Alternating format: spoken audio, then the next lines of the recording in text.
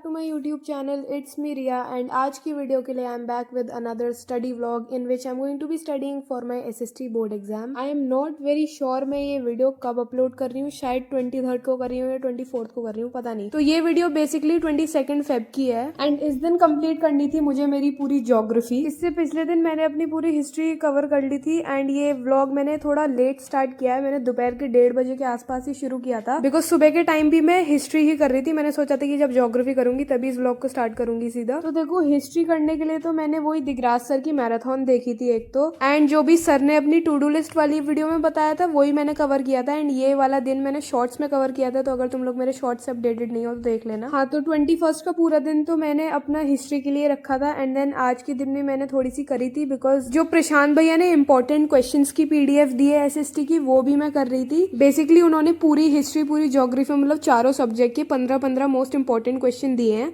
Along with answers. तो मैं उसकी ही रीडिंग कर रही थी. मैंने इंग्लिश के लिए भी प्रशांत भैया की पीडीएफ से ही पढ़े थे questions and it was quite helpful. So SST के लिए भी I was following the same. अब अगर बात करें ज्योग्राफी की तो मैंने डिसाइड किया था कि मैं वो ऑब्वियसली सेम चीज करने वाली हूँ, इंपॉर्टेंट क्वेश्चंस पढ़ने वाली हूँ प्रशांत भैया की पीडीएफ से. एंड देन दिन में I was planning on watching rapid revisions of all the chapters of geography. और यार देखो मुझे पता है दिगराज सर ने भी इंपॉर्टेंट क्वेश्चंस दे रखे हैं अपने शॉर्ट सीरीज वगैरह में एंड टेलीग्राम पे भी है उनकी पीडीएफ्स वगैरह. लेकिन मैं प्रशांत भैया की इसलिए फॉलो कर रही हूँ बिकॉज इसमें ज्यादा है एंड देन जो दिगराज सर ने दिए हुए क्वेश्चंस वो काफी कम क्वांटिटी में है. So I am just trying to make the most out of the resources I am getting, इसलिए I am using those notes. Of course लिख विक के तो देख नहीं रही हूँ, सिर्फ रीडिंग मारनी है एक बार. मेरे को काफी हेल्प हो जाती है अगर मैं रीडिंग मार लेती हूँ एक बार आंसर्स की. ऑल्सो बिकॉज एनसीईआरटी वगैरह पढ़ने का तो टाइम है नहीं, तो यही बेस्ट है अभी के लिए. एंड प्रशांत भैया ने इंपॉर्टेंट क्वेश्चन के साथ नोट्स भी प्रोवाइड किए हुए हैं पर्टिकुलरली हर चैप्टर के. So that is also very nice. But मैंने वो पर्सनली अभी यूज करे नहीं है, पढ़ के देखे नहीं है, तो आई कांट से मच. लेकिन maybe I use them for civics or something.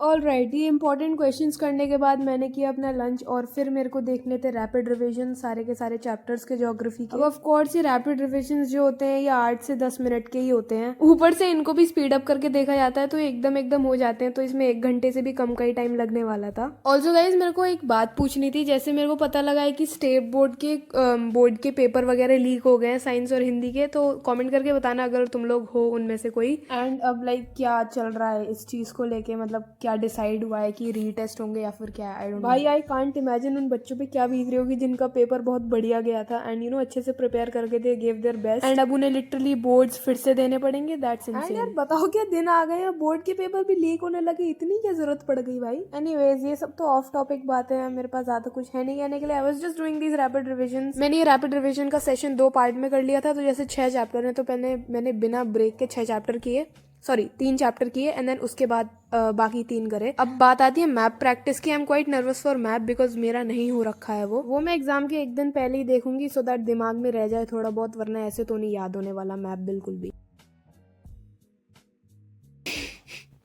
What if I put this in.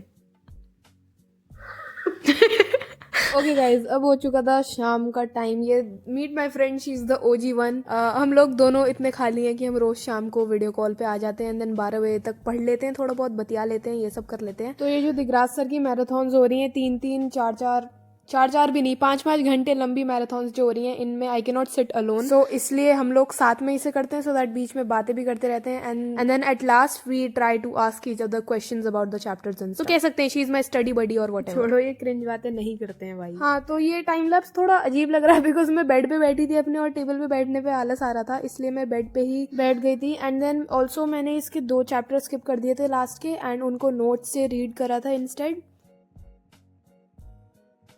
All right, फिर the next morning I woke up at 7:30. पिछले हफ्ते से this is the earliest I have woken up and सबसे पहले उठ के मैंने बनाई एक टू डू लिस्ट. मैं कुछ दिनों से टू डू लिस्ट नहीं बना रही थी एंड आई फेल्ट लाइक मेरा routine is all over the place. मेरे को कुछ भी करने से पहले बहुत ज्यादा सोचना पड़ता है. तो देखो टू डू लिस्ट बनाने से क्या होता है, तुम पहले ही प्लान कर लेते हो, सारा दिमाग सुबह ही मार लेते हो, तो तुम पूरा दिन आराम से बस काम कर सकते हो. ये नहीं सोचना पड़ेगा कि अब क्या करूं. So I think it is just very helpful. That's why I made a to do list for the morning first and then फिर मैंने पढ़ना स्टार्ट किया. तो सबसे पहले सुबह में मेरे को एक तो ज्योग्राफी के चैप्टर की नोट्स की रीडिंग मारनी थी, जो मेरा कल रह गया था, एक जो कि है मैन्युफैक्चरिंग इंडस्ट्री वाला चैप्टर। तो ये भी ऑफ कोर्स मैं प्रशांत भैया की नोट्स से ही कर रही थी, बिकॉज इसमें बहुत क्रक्स दिया हुआ है बिल्कुल ऊपर ऊपर का, and then important points and जो इंपॉर्टेंट टॉपिक्स हैं वो बिल्कुल बढ़िया तरीके से मार्क। एंड चिंता मत करो, ये कोई स्पॉन्सर्ड वगैरह वीडियो नहीं है, genuinely like this notes a lot. And अगर टाइम बच जाए जब तक मैं ये वीडियो पोस्ट कर रही हूँ तो जरूर एक बार रीडिंग मार लेना, कोई भी तुम्हें वीक चैप्टर लग रहा हो या फिर एनसीईआरटी पढ़ने का टाइम ना मिल रहा हो। So I think these are the best one. अब as I said I was doing manufacturing industry वाला चैप्टर। आई डोंट थिंक इसमें कुछ ऐसा स्पेशल है जो बहुत डिफिकल्ट हो, सब थ्योरी पार्ट है, एंड देन एक दो फैक्ट्स वगैरह भी हैं तो वो याद करने पड़ेंगे। लेकिन मैं ऐसे कुछ